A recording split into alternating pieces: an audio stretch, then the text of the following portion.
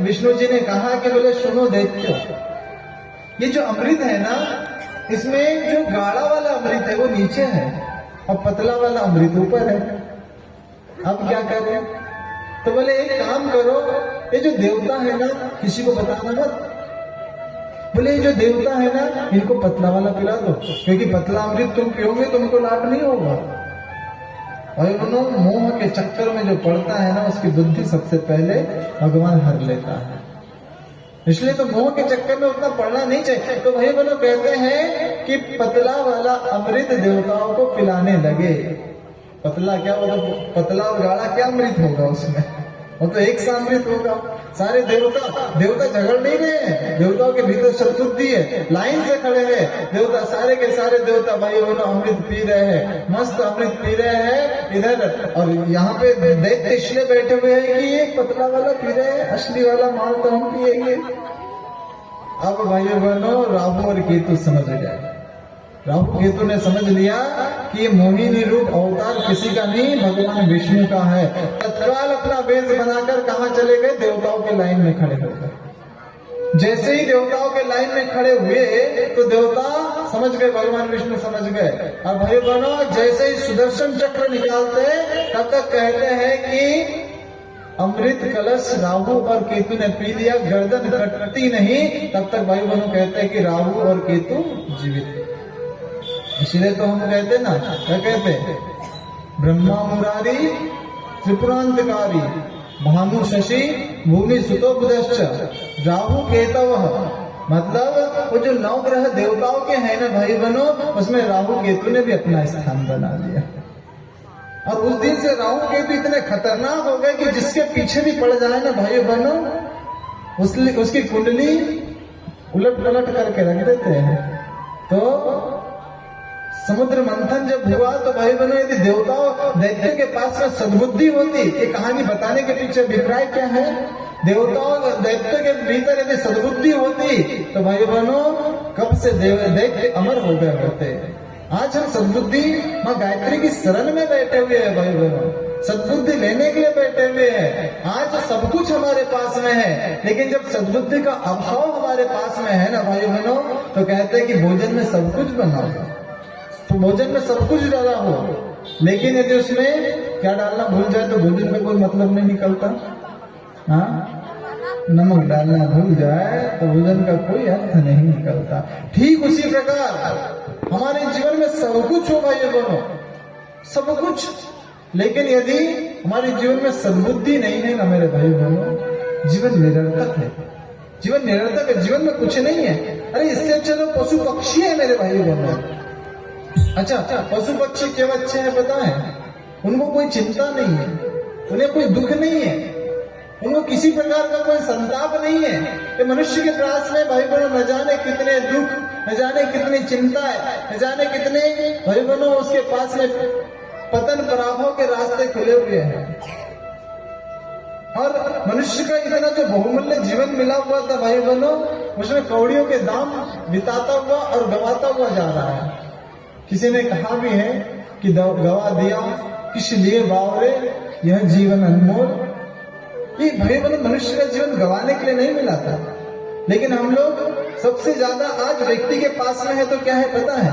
अंधविश्वास। और अंधविश्वास आता कब है? जब हमारे भीतर सद्बुद्धि नहीं रहती है। अंधविश्वास किसे कहते हैं? एक माता जी थी, शनिवार का दिन था। शनिवार के दिन उन्होंने देखा, क्या देखा कि उनके घर के सामने किसी ने हल्दी, कुमकुम, चंदन, बेलपत्र, फूल, थोड़ा सा तेल गिरा दिया। शनिवार का दिन था। अब माताजी जब घर के बाहर निकली तो माताजी ने देखा, अरे बाप रे, सुबह सुबह न जाने मेरे घर पे किसने टोटका कर दिया है। अब एक पंडित जी रास्ते से गुजर रहे थे, बोले माता जी क्यों रो रही हो? बोले पंडित जी देखिए ना, आज शनिवार का दिन है, आज शनिचर का दिन है, न जाने मेरे घर पे किसी ने टोटका कर दिया, थोड़ा सा हल्दी, कुमकुम, चंदन, फूल और थोड़ा तेल गिरा कर चला गया, न जाने मेरा अब क्या होगा। अब भाई बहनों कहते हैं कि पंडित जी ने कहा माता जी चिंता मत करो, जब अंधविश्वास सिर पर चढ़ता है ना मेरे भाइयों बहनों, तो फिर क्या से क्या होता है। उन्होंने कहा माता जी तुम चिंता मत करो। बोले क्यों? बोले 5,000 रुपए मुझे दे दो, ऐसी पूजा करवाऊंगी, ऐसा पूजा करवाऊंगा, चाहे कितना भी बड़ा टोटका हो समाप्त होगा। और भाई बहनों, माता जी ने कभी अपने पति के पॉकेट में से, कभी अपने बेटे के पॉकेट में से जमा करके 5-10 हजार रुपए रखे हुए थे। उन्होंने कहा कि पंडित जी मेरे पति, मेरे बेटे, बहू, नाती पोतों को कुछ नहीं होना चाहिए, आप ऐसी पूजा कराओ, ऐसी पूजा कराओ, आप जैसी चाहे वैसी पूजा कर सकते हो, बस एक काम करना कि मेरे नाती पोते बेटे बहू को कुछ ना हो। अब भाई बहनों कहते हैं कि ऐसी पूजा कराई, ऐसी पूजा कराई। अब घर पे भाई बहनों घी की टीने आने लगी, हवन सामग्री आने लगी, खाद्य पदार्थ आने लगे, केले आने लगे, सेवफल आने लगा, सब कुछ आने लगा। तो बहू ने कहा माता जी क्या बात है, कोई फंक्शन है क्या हमारे घर पे, कोई कार्यक्रम है क्या? अब माता जी तो पहले से ही दिमाग उसका ठनका वाला था। उन्होंने कहा कि बोले बहू तुझे फंक्शन समझ में आ रहा है? अरे तुझे नहीं पता, आज सुबह सुबह हमारे घर के सामने किसी ने टोटका करके चले गए, और ये टोटका कभी सफल हो गया ना बहू तो न जाने हमारे घर का क्या से क्या हो जाएगा। अब बहू ठाक लगा के हंसने लगी। भाई माता जी का दिमाग बहुत ठनका। बोले अरे इतनी विपरीत परिस्थिति में हम लोग फंसे हुए हैं और तुझे ऐसे समय में हंसी सूझ रही है? तो बहू ने कहा कि माता जी हंसू नहीं तो क्या करूं। बोले क्यों? अरे माता जी आज शनिवार का दिन है, अरे कोई भिक्षा मांगने आया था, वो बोले शनि देवता का पूजन करना है, तो माता जी मैंने ही उसको पूजा करने के लिए हल्दी दिया, मैंने ही कुमकुम दिया, मैंने ही थोड़ा सा तेल घी दीपक जलाने के लिए तेल दिया, और वो भैया देते समय थोड़ा सा हल्दी गिर गया होगा, चंदन गिर गया होगा, फूल गिर गया होगा, तेल गिर गया होगा, और माता जी तुमने 5,000 के गड्ढे में आग लगा दी। माता जी बताइए ये अंधविश्वास नहीं तो क्या है? भाई बहनों, मनुष्य जब अंधविश्वास में जीवन जीता है ना तो भाई बहनों मनुष्य का ऐसा अधोपतन होता हुआ चला जाता है। इसलिए गायत्री परिवार की तरफ से परम पूज्य गुरुदेव के सत्साहित्य को जो पढ़ता है, जो गायत्री माता का जाप करता है, उसके भीतर से भाई बहनों अंधविश्वास समाप्त होता हुआ चला जाता है। अंधविश्वास समाप्त होता हुआ चला जाता है। हम लोग लकीर के फकीर ना बने, हम लोग परंपराओं की तुलना में विवेक को महत्व दे। और जब परंपराओं की तुलना में व्यक्ति विवेक को महत्व नहीं देता भाइयों बहनों तो क्या होता पता है? एक पंडित जी थे, बहुत ध्यान से सुनना, एक पंडित जी थे। अब पंडित जी रोज सुबह जैसे यहाँ पे मंदिर बना हुआ है ना, ऐसे मंदिर में रोज पूजा करने आया करते थे। सुबह 4 बजे पंडित जी आते थे।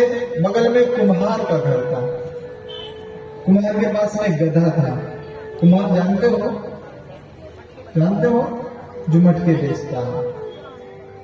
उनके पास में एक गधा था। जब पंडित जी भाइयों बहनों जाते थे सुबह 3-4 बजे 5 बजे आरती करने, चालीसा करने, तो जैसे ही पंडित जी ने आरती चालू की उधर गधा चिल्लाने लग जाता था। प्रतिदिन का यह क्रम था। 2 वर्ष बीते, 3 वर्ष बीते, 4 वर्ष बीते, 5 वर्ष बीते, 10 वर्ष बीते, 15 वर्ष बीते। 15 वर्ष तक जब भी पंडित जी जाया करते थे मंदिर में, गधा चिल्लाने लग जाता था। पंडित जी को लगता था हो सकता किसी ऐसे कर्मों के वजह से गधा बन गया होगा और मैं मनुष्य बन गया होगा, लेकिन हो सकता जन्म जन्मांतर के कोई ऐसे संबंध रहे होंगे। तब भाई बहनों क्या कहते हैं? तब कहते हैं कि एक दिन पंडित जी पूजा करने सुबह गए और जाने के बाद में उन्होंने क्या देखा? उन्होंने देखा कि वो गधा चिल्लाया नहीं। पंडित जी के मन में संदेह आया। भाई संदेह कैसा आया? संदेह ऐसा आया पंडित जी के मन में कि गधे का कुछ स्वास्थ्य खराब तो नहीं है। पूजा करने के पश्चात कुम्हार के घर पे पंडित जी गए। उन्होंने पूछा, बोले क्या बात है भैया, आज गधा चिल्लाया नहीं? कुम्हार ने रोते हुए कहा, पंडित जी क्या बताएं, रात को 12 बजे अचानक गधे की तबीयत बिगड़ी। तबीयत बिगड़ने के बाद में सुबह 3-4 बजे वो हमारे बीच में नहीं रहा, उसकी मृत्यु हो गई। पंडित जी को दुख हुआ भाई बहनों। अच्छा एक बात बताइए, हम लोग जो अपने पालतू पशु अपने घर पे पालते हैं, कभी उनका देहांत तो हो जाए, हाँ, तो दर्द होता नहीं होता है? होता है। अच्छा, कुत्ता कितने लोगों ने पाल के रखा है घर पे? हाथ खड़ा करिए। कुछ कहेंगे नहीं, ईमानदारी से करो।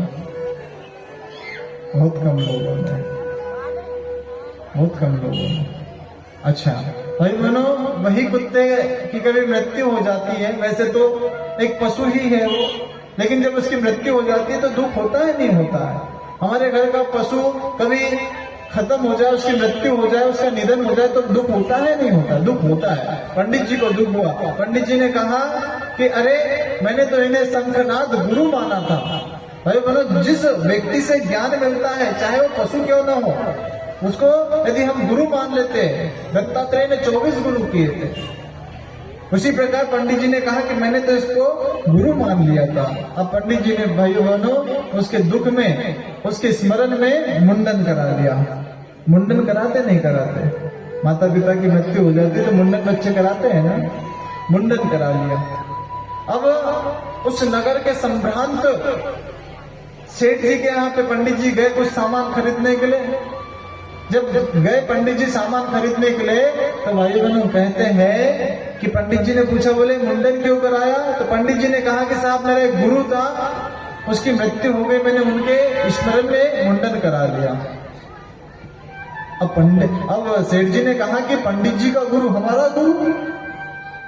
भाई बहनों कहते हैं कि सेठ जी ने भी मुंडन करा दिया, क्योंकि पंडित जी उसके गुरु लगते थे। अब बच्चों ने पूछा, बोले पिताजी मुंडन क्यों कराया? अरे बेटा, अपने यहाँ पे जो पंडित जी आते हैं ना, उनके गुरु की मृत्यु हो गई है और उनकी याद में उनने मुंडन कराया, और वो तो हमारे गुरु है, मतलब पंडित जी का दर्द हमारा दर्द, बोले इसलिए उनके स्मरण में मैंने मुंडन करा लिया। अब भाई बहनों जैसे ही मुंडन कराया, बच्चों ने भी मुंडन करवा लिया उनके। वो बच्चे खेलने के लिए बाहर गए, और जैसे ही बच्चे खेलने के लिए बाहर गए तो कहते हैं कि बच्चों ने पूछा कि बोले भैया मुंडन क्यों कराया? बोले वो जो पंडित जी है ना अपने गांव में, वो पंडित जी का कोई गुरु की मृत्यु हो गई है, और पंडित जी ने मुंडन कराया तो हमारे पिताजी ने मुंडन कराया, और हमारे पिताजी ने मुंडन कराया तो हम सभी ने मुंडन कर लिया। बोले अच्छा? बोले हाँ। अरे ये अपने साथ में खेलता है, इनका दुख दर्द हमारा दुख दर्द। जितने भी खेल रहे थे वहां पे बच्चे भाइयों ने, सब लोगों ने मुंडन करा दिया। और उसी खेलते समय एक उसी गांव का एक आर्मी का बच्चा था, वो छुट्टियों में अपने गांव आया हुआ था। उसने कहा कि मैं भी तो इसी गांव में पैदा हुआ हूँ, मेरे मित्रों का दुख दर्द हमारा दुख दर्द। तो भाई बहनों उसने मुंडन करा दिया। अब जब उसने मुंडन करवा लिया तो अचानक उसकी छुट्टियां कैंसिल हो गई। जैसे ही छुट्टियां कैंसिल हुई तो भाई बहनों कहते हैं कि वो अचानक फौज में चला गया। फौजी ने पूछा, बोले मुंडन क्यों कराया भैया? अरे बोले हमारे गांव में एक गुरु जी थे, उनका कोई गुरु की मृत्यु हो गई है, तो मैं जिनके साथ में खेल रहा था वो मित्रों ने मुंडन कराया तो हमने मुंडन करा लिया। बोले अच्छा? अरे ये भी तो हमारा मित्र है, इसका दर्द हमारा दर्द। भाई अपने फौजियों ने भी मुंडन करा दिया। अचानक उस फौज के बटालियन के अधिकारी का आगमन हुआ। बोले क्यों भैया मुंडन क्यों कराया? तो बोले साहब हमको तो इस व्यक्ति ने कहा जिसकी छुट्टी अभी कैंसिल हुई उससे पूछा, बोले भैया मुंडन क्यों कराया? बोले मुझे तो मेरे गांव के मित्रों ने कहा। गांव के मित्रों से पूछा, बोले भैया तुमने किसने मुंडन कराया? बोले हमने तो सेठ जी के लड़कों ने कहा था। सेठ जी के लड़कों से पूछा, बोले भैया तुमने किसने मुंडन कराया?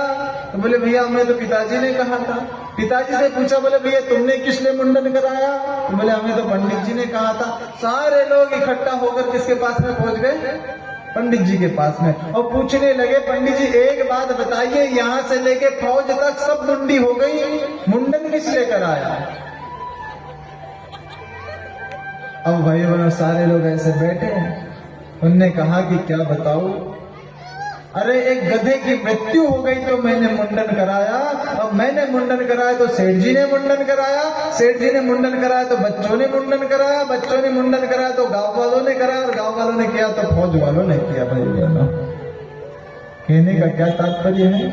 देखा सेखी का जीवन जो जीता है ना मेरे भाई, देखा सेखी के जीवन में कुछ मिलता नहीं है। मृग तृष्णा के जैसा मनुष्य भटकता रहता है, लेकिन हाथ लगता कुछ नहीं है। भाई बहनों हमें लगता है कि पैसे में सुख मिल जाएगा, पैसे में सुख नहीं मेरे भाई बहनों। हमें लगता है कि बड़े बड़े भवनों में सुख मिल जाएगा, भवनों में सुख नहीं है। अच्छा एक बात बताइए, BMW गाड़ी में हम लोग बैठे हुए हैं, सिर में दर्द हो रहा है, BMW गाड़ी में बैठने का आनंद आएगा क्या?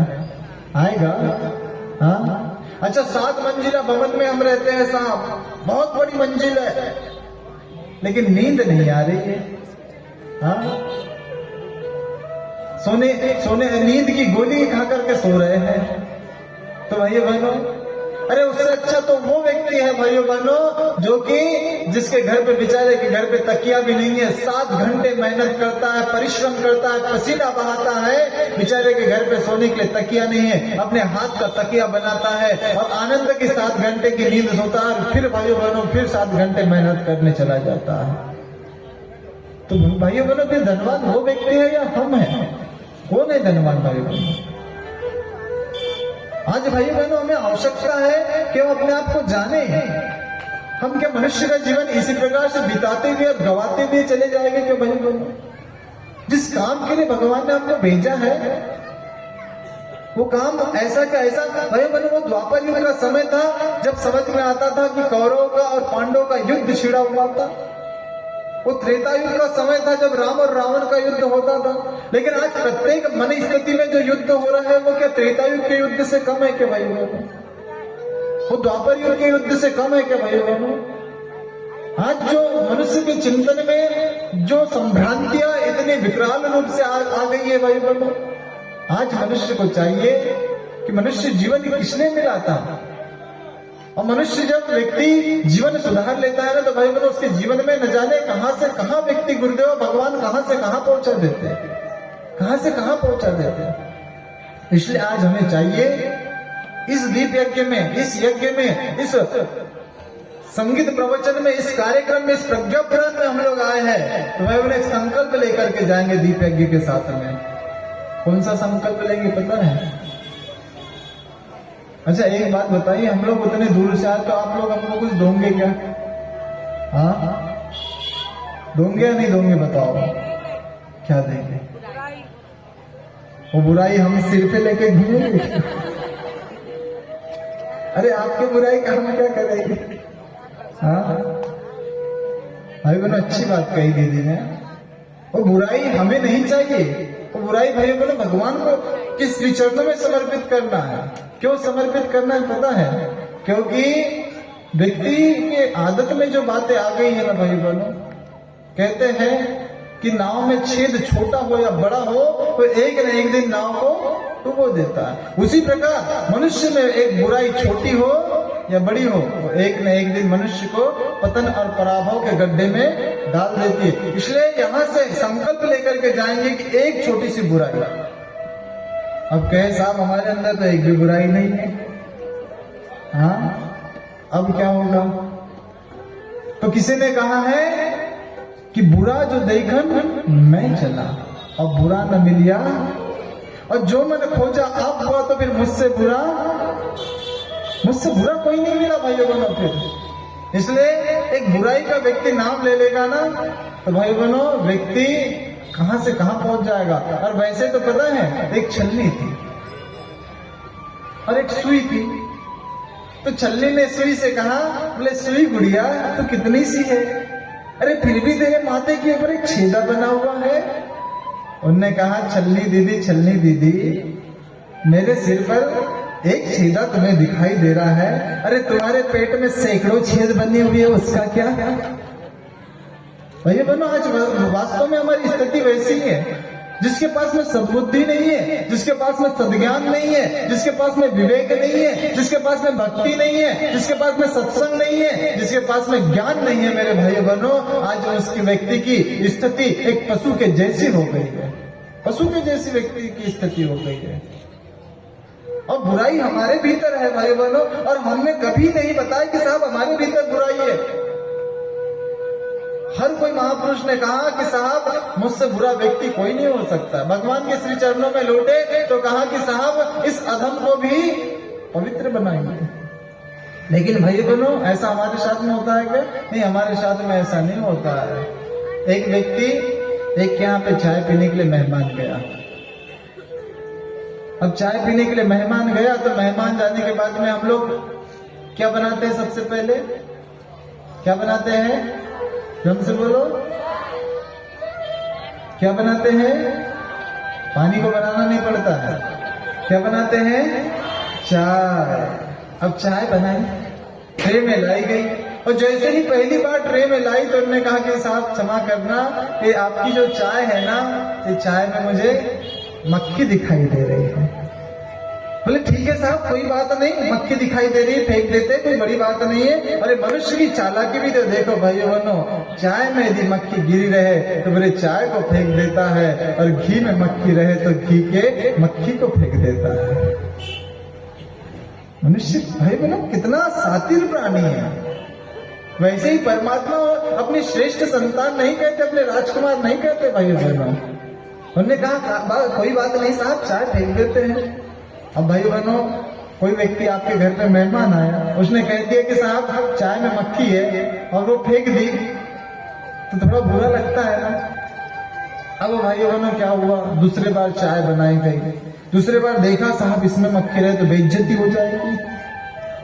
बहुत व्यवस्थित तरीके से चाय बनाई गई, चाय लाई गई, और जैसे ही चाय लाई तो चाय लाने के बाद में भाई बहनों क्या हुआ, उन्होंने कहा कि साहब क्षमा करना, इस बार कहने में शर्म आ रही है, लेकिन इस बार के चाय में भी मुझे मक्खी दिखाई दे रही है। कहना मुझे अच्छा नहीं लग रहा, लेकिन मक्खी है तो मैं पी नहीं सकता, पीने का मन नहीं है। उन्होंने कहा कि साहब ठीक है, कोई बात नहीं, फेंक देते हैं। चाय फेंक दी भाई बहनों। शर्म तो आ रही थी कि साहब मैंने तो जब दी तब तो नहीं थी। अब भाइयों बहनों तीसरी बार क्या किया, पूरे गैस स्टोव को बिल्कुल मांज लिया, साफ कर लिया, गंजी को धोकर बिल्कुल व्यवस्थित साफ कर दिया, और छलनी को साफ कर दिया, और चाय के कप को साफ कर दिया। सब कुछ साफ सुथरा करने के बाद में चाय बनाकर लाई, और जैसे ही चाय बनाकर लाई तो देखते रहा वो व्यक्ति कि जब तक उस व्यक्ति के हाथ में नहीं दे दी तब तक वो चाय को देखते रहा, क्योंकि इस बार बेइज्जती नहीं होना चाहिए। जब तक व्यक्ति ने चाय उठाते समय हाथ नहीं लगाया तब तक वो व्यक्ति चाय में ही देखते रहा, तब तक जब तक हाथ में नहीं दी तब तक मक्खी थी नहीं।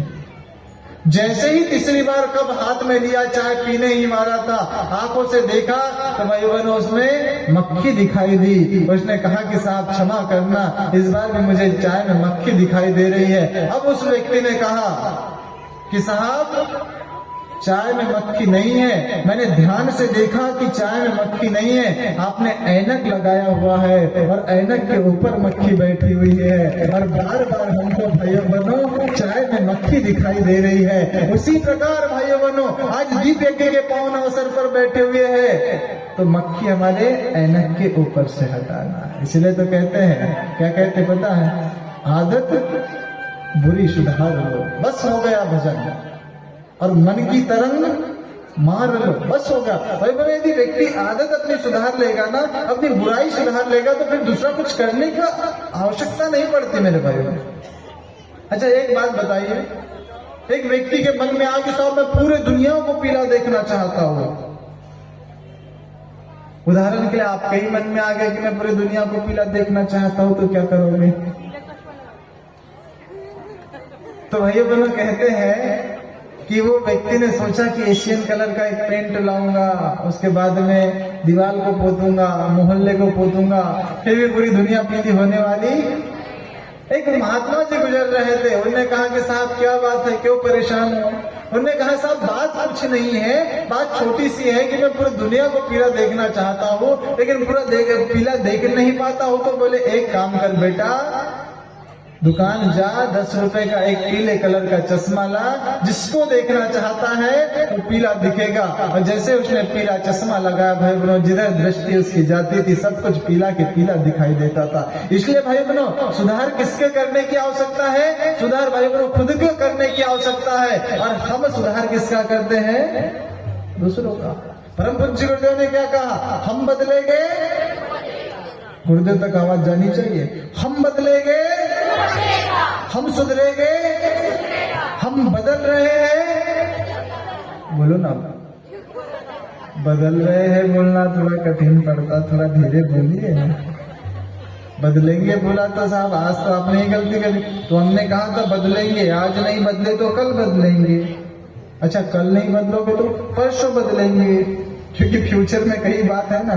और भाई उन्हें बदल रहे हैं तो फिर आज ही देखा जाता है कि बदल रहे हैं या नहीं बदल रहे हैं। आइए सुंदर सा भजन है, आदत बुरी सुधार लो, बस हो गया भजन भजन, मन की तरंग मार लो, बस हो गया भजन भजन। आइए सुंदर से भाई बनो इस गीत के बहाव में हम डूबे और निश्चित रूप से इस गीत को अपने जीवन में आत्मसात करें तो भाई बनो वास्तव में जीवन जीने का आनंद हमारे साथ में आता हुआ चला जाएगा।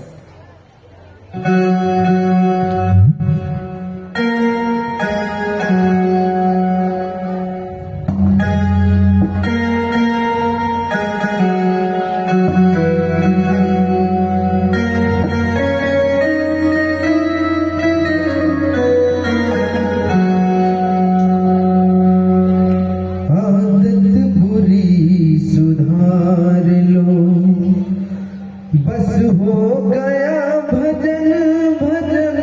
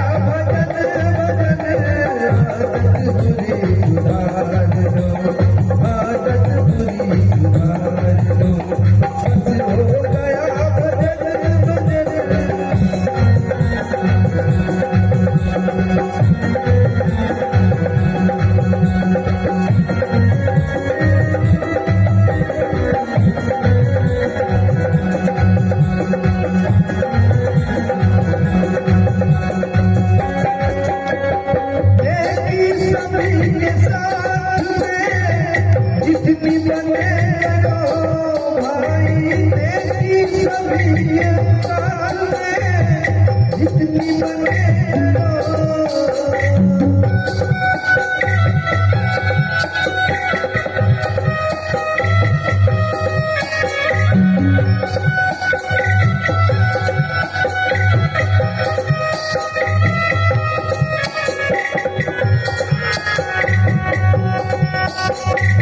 मत सिर बदी का हार लो, मत सिर बदी का हार लो, बस हो गया बदन बदन भारत तेरे उधार लो,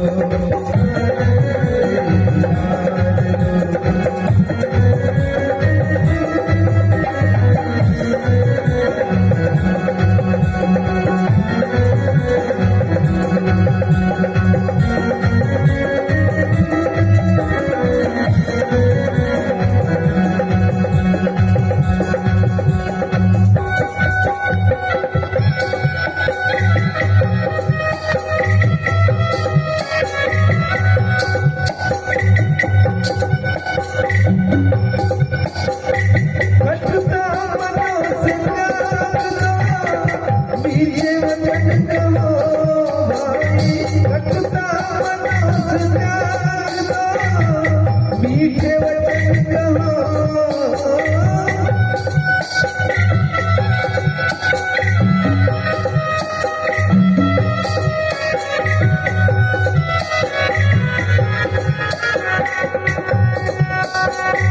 वाणी का स्वर सुधार लो, वाणी का स्वर सुधार लो, बस हो गया बदन बदन आदत बुरी सुधार लो, आदत बुरी सुधार लो, बस हो गया बदन बदन।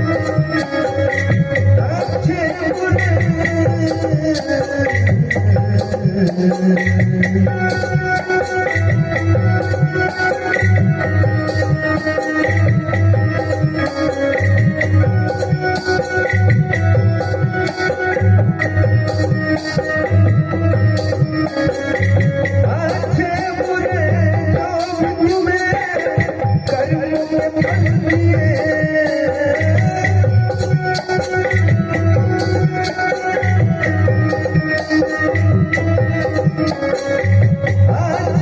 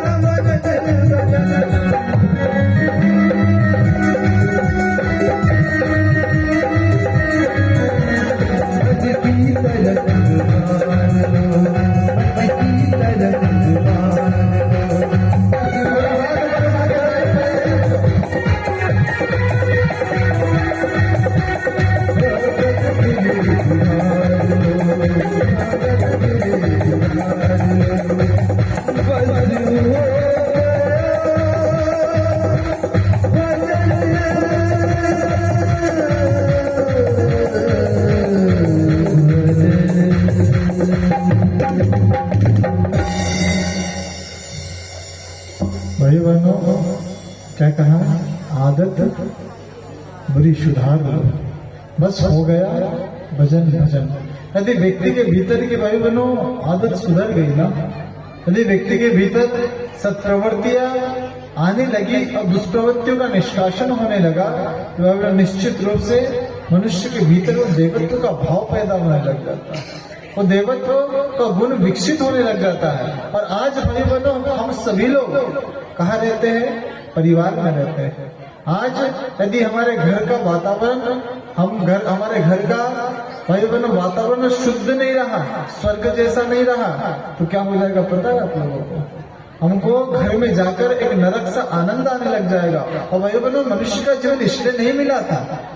आज हमारी छोटी छोटी आदतों की वजह से हमारे घर परिवार का वातावरण बिगड़ता हुआ चला गया। और सबसे पहले परम पूज्य गुरुदेव ने कहा कि बेटा, सबसे पहले व्यक्ति निर्माण, उसके बाद में परिवार निर्माण। आज परिवार निर्माण का पक्ष हमारा कमजोर हो गया, आज व्यक्ति निर्माण का पक्ष हमारा कमजोर हो गया। और भाई बहनों, इसीलिए तो क्या हुआ पता है? आज कहते हैं कि जब बहू और बेटे का विवाह होता है, जब लड़का लड़की का विवाह होता है, तो कुंडली मिलाई जाती है नहीं मिलाई जाती है? हाँ, किसलिए मिलाई जाती है? किसलिए मिलाई जाती है? बैकग्राउंड किसलिए मिलाई जाती है बताइए? हाँ, गुण मिलना चाहिए। और गुण नहीं मिले तो अच्छा, एक बात बताइए, वो कागजों के गुण मिल गए, कागजों के गुण बहुत सारे मिल गए। अब भाई बहनों, कहते हैं कि लड़के को चाय पीने का शौक है और लड़की को दूध पीने का शौक है, गुण मिलेगा क्या? लड़के को कॉफी पीने का शौक है और लड़की को प्रज्ञा पीने का शौक है, गुण मिलेगा क्या? हाँ, तो भाई बहनों, गुण किस बात के मिलाते हैं हम लोग? गुण किसे कहते हैं? गुण कहते हैं विशेषताओं को। और भाई बहनों, आवश्यक नहीं उस लड़की जिससे हमने विवाह किया है उसके घर के संस्कार कुछ रहे होंगे, उसके माता पिता की शिक्षा कुछ नहीं होगी। जहाँ जिससे विवाह हुआ है उस माता पिता के संस्कार और शिक्षाओं में अंतर तो होगा। भाई बहनों, जहाँ पे सामंजस्य मिलता है उस वहीं पे परिवार चलता है। और नहीं तो आज जैसे तैसे लड़का लड़की तो तालमेल बिठा देते हैं, लेकिन सास और बहू का तालमेल बैठता क्या? सास और बहू का तालमेल नहीं बैठता। तो हम तो कहते हैं कि सास और बहू की कुंडली मिला ले, गुण मिला ले तो ज्यादा फायदे में है। हाँ, लड़का तो बेचारा कर ही लेता है साहब, ठीक है। अच्छा, बैकग्राउंड क्या लगा देते हैं? अच्छा, एक बात बताइए भाई बहनों, एक बहुत ज्यादा परेशान हो गई थी अपने सास से। देखिए, आज दीप यज्ञ है, किसी ने भी जाना नहीं, अभी 15 मिनट के भीतर दीप यज्ञ प्रारंभ होगा, है ना।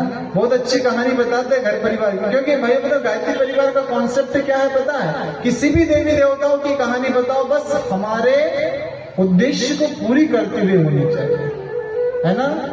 हमारे भीतर देवत्व का उदय करना चाहिए। बस आप लोगों ने सुना होगा, तो नोट किया होगा, कभी हम राम जी की कथा कहते हैं, कभी कृष्ण जी की कथा कहते हैं, कभी शंकर जी की कथा कहते हैं। क्यों? इसके पीछे शिक्षा है भाई, हमको शिक्षा लेने से काम है। कथा तो कितनी सुन रखी है हमने, लेकिन वो कथा जब हमारे जीवन में आ जाती है तो हमारे जीवन की व्यथा को दूर कर देती है। सुंदर सी कहानी बताते हैं, उसके बाद में एक बहुत अच्छा 10 मिनट का यहाँ पे कार्यक्रम आपको देखने को मिलेगा। कथा है सास और बहू की। कैसी कथा है? एक पंडित जी, जैसे हम लोग कथा करने आए वैसे एक कथा करने आए पंडित जी। अब जब कथा करने आए तो उन्होंने कहा कि पंडित जी कुछ ऐसा उपाय बताइए, कुछ ऐसा मंत्र बताइए, मेरी सास बहुत झगड़ा करती है मुझसे, और झगड़ा करती है तो मेरा मन बिल्कुल बहुत आकुल व्याकुल हो जाता है, मैं प्रसन्न नहीं रह पाती हूँ मेरे घर में। पंडित जी ने कहा कि बोले उपाय तो बताऊंगा, ध्यान से सुनना, उपाय तो बताऊंगा, लेकिन निश्चित परहेज क्या करना पड़ेगा पता है? अच्छा, डॉक्टर दवाई देता है तो कुछ परहेज बताता नहीं बताता? बताता है ना। बोले परहेज क्या करना पड़ेगा पता है? बोले क्या करना पड़ेगा? बोले परहेज ये है कि 1 महीना तक सास चाहे कुछ भी कहे, तुम्हें कुछ बोलने की आवश्यकता नहीं है। चाहे डांटे, चाहे दुलार करे, चाहे फटकारे, चाहे गालियां दे, चाहे अपशब्द बोले, जो कहे कहने दे, लेकिन क्या करना है? क्या करना है? चुप रहना है, शांत रहना है। अब जब शांत रहना है तो भाइयों बहनों, उसने कहा कि ठीक है। उसके बाद तो पंडित जी उपाय बताने वाले हैं। और पंडित जी कौन सा उपाय बताने वाले थे 1 महीने बाद? या तो तुम्हारी सास हमेशा के लिए चुप रह जाएगी, या तो फिर तुम्हारी सास का राम नाम सत्य हो जाएगा। तालियां बजा रही क्या बहू? देखिए सास बड़ी तिरछी नजर से देख रही, कौन सा बहू ने ताली बजा? मेरी बहू तो नहीं है। तो भाइयों बहनों, जब उन्होंने कहा तो फिर अब क्या कर रही पता है? पंडित जी ने कहा है 1 महीने बाद उपाय बताने वाले हैं। तो बिल्कुल बहू चुप है। सुबह बिल्कुल सास की सेवा करती है, बिना बोले गर्म पानी सुबह सुबह पीने के लिए, उसके बाद में मुंह धोने के लिए पानी, उसके बाद में चाय समय पे, स्नान करने के लिए पानी देना, भोजन टाइम पे देना। अब सास के भीतर भी आदत आ गई थी कि बहू को बार बार ताने मारती थी, बार बार अपशब्द कहती थी, बार बार कठोर शब्द कहती थी। कहते नहीं। एक दिन बोला, लेकिन बहू कैसी थी? चुप। दूसरे दिन बोला, तीसरे दिन बोला, चौथे दिन बोला, 5वें दिन बोला, लेकिन बहू को तो मंत्र मिला था कि कैसे रहना है, चुपचाप रहना और पूरी सेवा करना है। अब भाई बहनों, बहू चुपचाप है, सास की सेवा कर रही, सास को जो बोलना है बोलते रहे। अब भाई बहनों, सेवा हुई।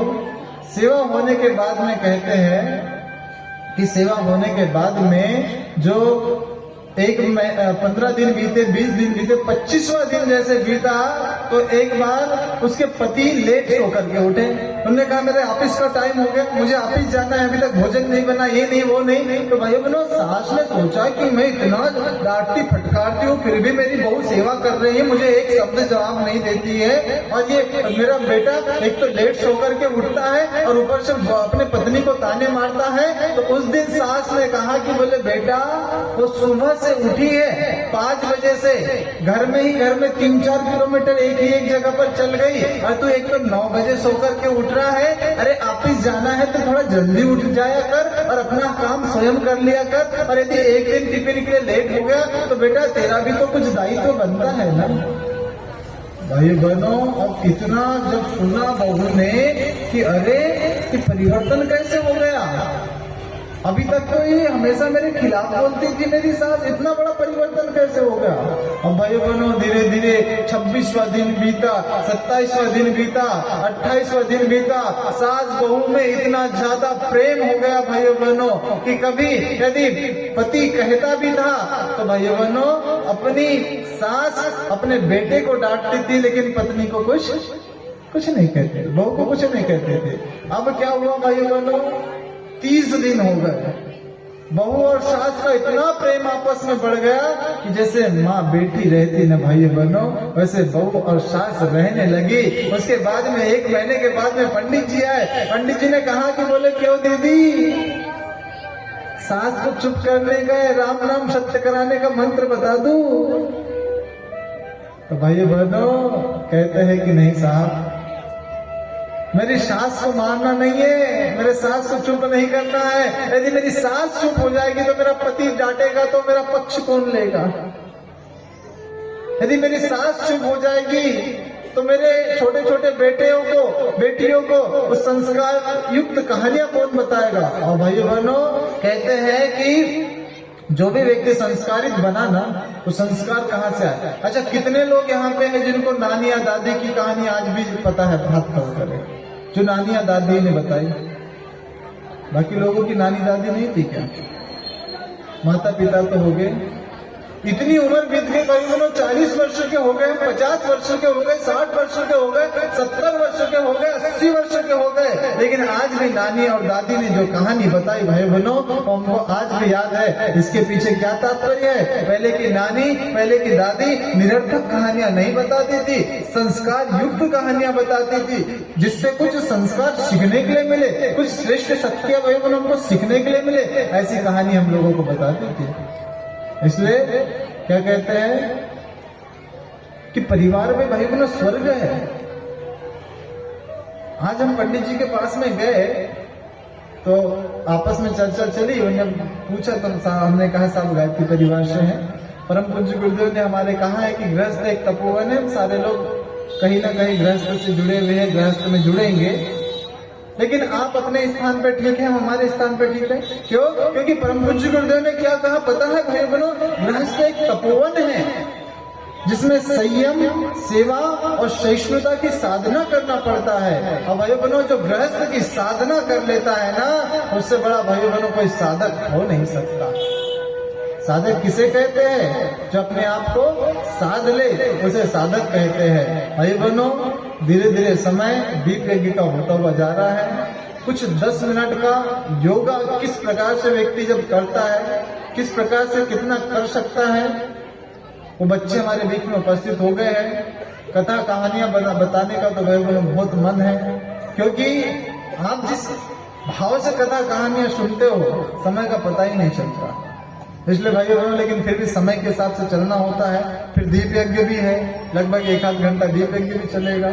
इसलिए जो इनके योगाचार्य हैं श्री योगेंद्र श्रीवास्तव जी, मैं निवेदन करूंगा उनसे कि वे अतिशीघ्र मंच पर पहुंचकर जो बच्चे यहाँ पर आए हुए हैं उनके बारे में परिचय देंगे, और केवल 10 मिनट में किस प्रकार से योगा किया जा सकता है, किस प्रकार से योग की कलाकारिता बताई जा सकती है, तो आपको उतना भव्य और सुंदर नजारा यहाँ से देखने के लिए मिलेगा।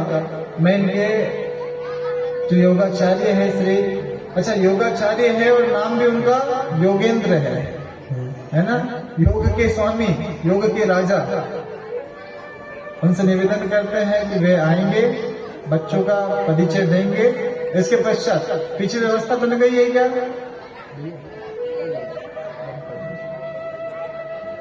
पीछे व्यवस्था बन गई है।